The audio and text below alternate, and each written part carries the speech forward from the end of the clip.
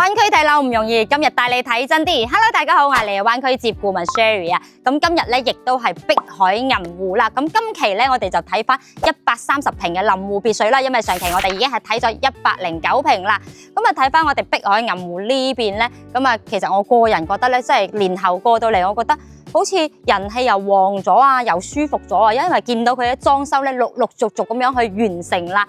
咁啊睇翻旁邊嘅咧有好多綠植區，亦都係非常之舒服啊！即係你平時啊行出嚟啊，咁想約下朋友喺度吹下水啊，擔後煙都係冇問題噶。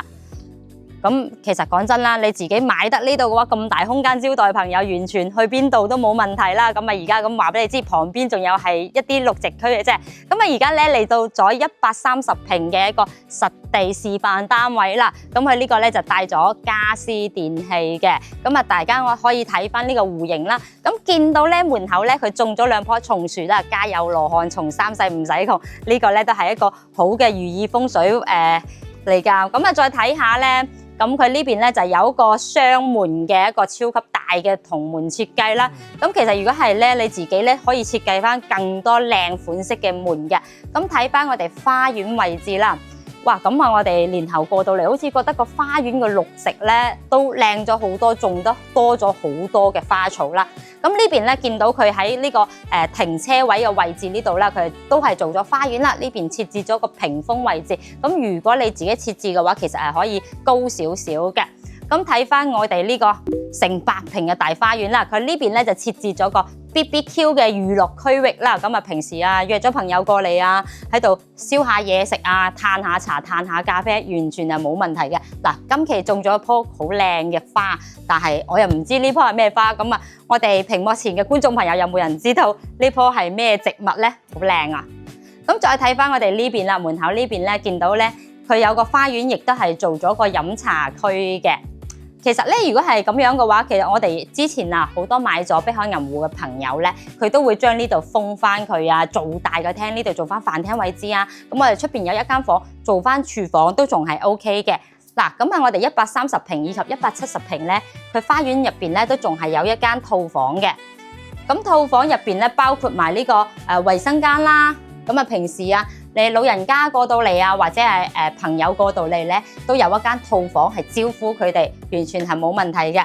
咁如果咧你係想打大我哋嘅一個套內空間咧，都冇問題嘅，因為佢入邊咧仲係有好多房間噶。好啦，咁啊再睇翻我哋入邊嘅位置，同大家講下呢個門咧，其實都係交付標準嚟噶，佢亦都係配置埋鎖俾你哋噶。咁我哋交付咧就係無坯交付噶，但係亦都係有呢個精裝房去買噶。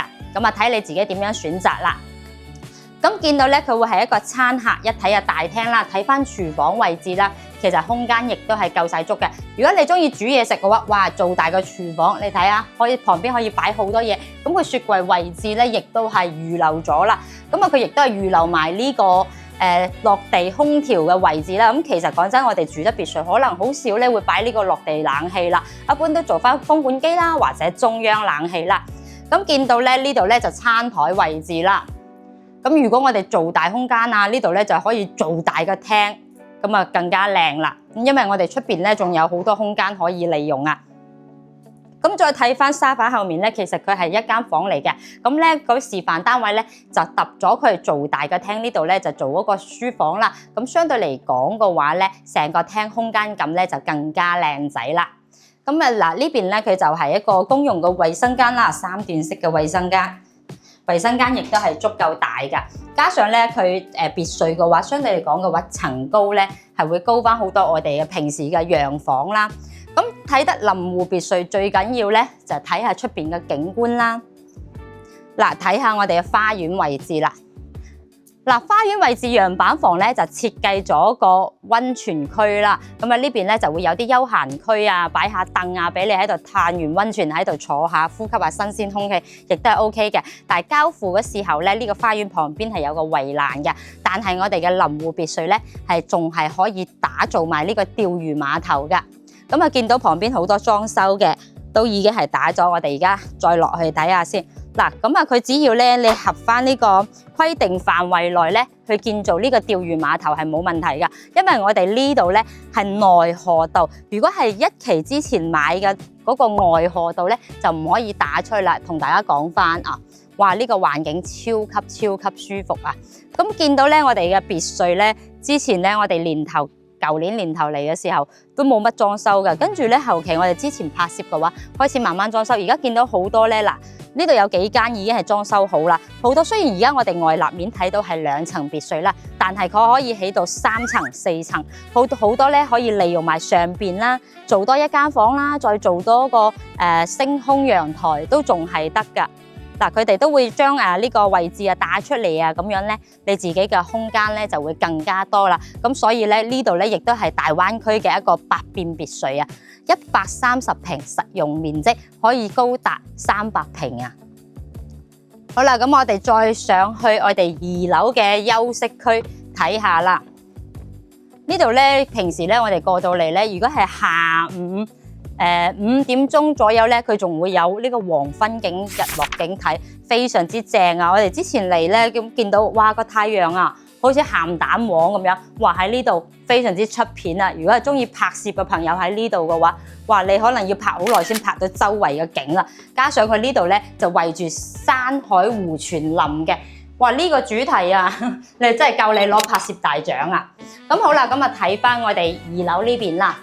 2樓首先我哋見到咧，第一間房咧佢係一個次臥啦，但佢亦都係一個套房嚟㗎。嗱，非常之方正，採光亦都係非常之好。雖然今日有少少陰天啦，咁我哋睇翻我哋嘅一個河景啦。咁嗱，見到前面呢度有個棚嘅咧，佢咧就唔係交付標準嚟嘅，因為個樣板房自己設計嘅啫。到時咧呢間房都係睇翻我哋下邊嘅花園嘅。咁好啦，咁啊睇翻咧。我哋亦都係一個套間啦，咁啊亦都係有衛生間嘅。咁而家已經係睇到第2間套房啦，再睇翻我哋主人房第3間套房啦。嗱，樣板房嘅第3間套房咧就係主人房啦。咁佢亦都係有一個超級大嘅一個落地玻璃咧，俾你睇埋我哋嘅湖景嘅。咁啊睇翻呢個湖景山色，非常之舒服啊！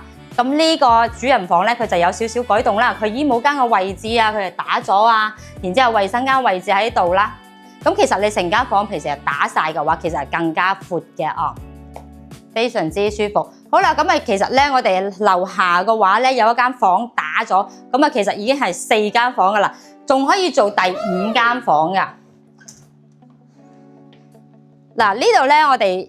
呢度仲有一個上面有一個露台，可以做埋呢個玻璃房，可以做第5間房噶。